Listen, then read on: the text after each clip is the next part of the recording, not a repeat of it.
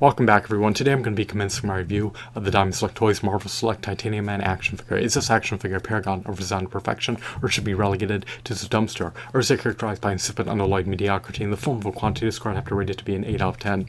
It's meritorious, it's stellar, it's stupendous, it hits the cylinders, to say the least. What are my gripes appertaining to this figure? Well, unfortunately, much of my dismay, much of my consternation, much of my chagrin, much of my grief, much of my agony, much of my distress, he commands a steep, lofty, hefty, exorbitant premium price of $30 plus sales tax, which is indeed an eminently cost-prohibitive price point for the devout Marvel fan who acquiesced to paying.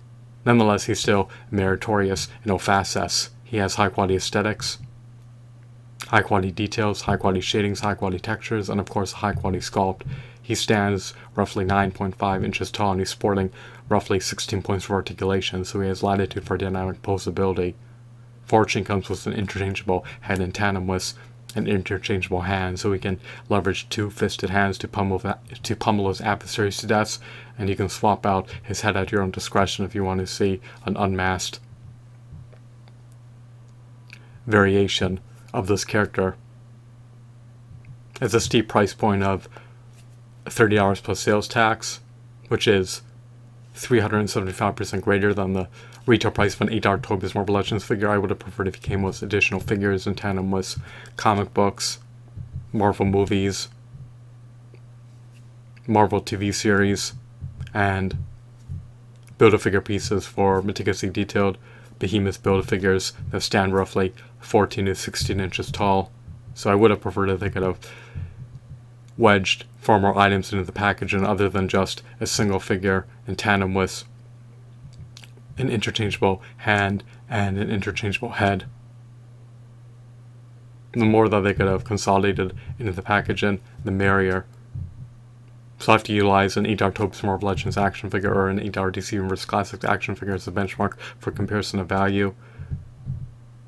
Unlike those aforementioned action figures, he's devoid of a Build-A-Figure piece. Furthermore, in stark contrast to an $8 Toy Biz Marvel Legends action figure, he also lacks a comic book, so just take heed of that. If you're a hardcore Marvel fan, this action figure will indeed appease you. There's no major flaws associated with this figure.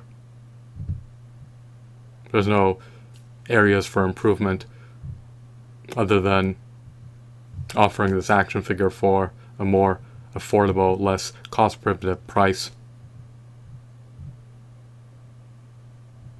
It would have been ideal if he could have retailed for $15 plus sales tax at most. I am acutely aware that he's a burly, bulky, towering figure, but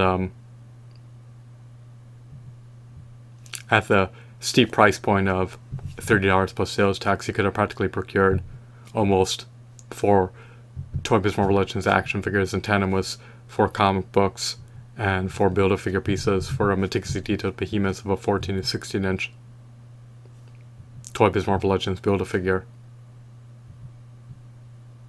So when you account for comparable value, it's very arduous, it's very cumbersome to vindicate, to justify relinquishing $30 plus sales tax on a single figure, especially when you're accustomed to buying almost 4 figures for around the $30 price point. But if you have money that you can afford to splurge with, and by all means consider buying this figure, you will not be disappointed, to say the least.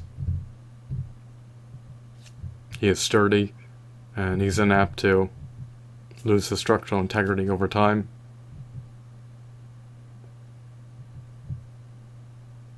He doesn't appear to be fragile, nor dainty, nor meek, nor timid character. Once again, I hope that you deem this video to be enthralling and insightful. Have a blissful day. My final review score is 8 out of 10. I'm done adjudicating over this matter. Have a glorious night. Goodbye.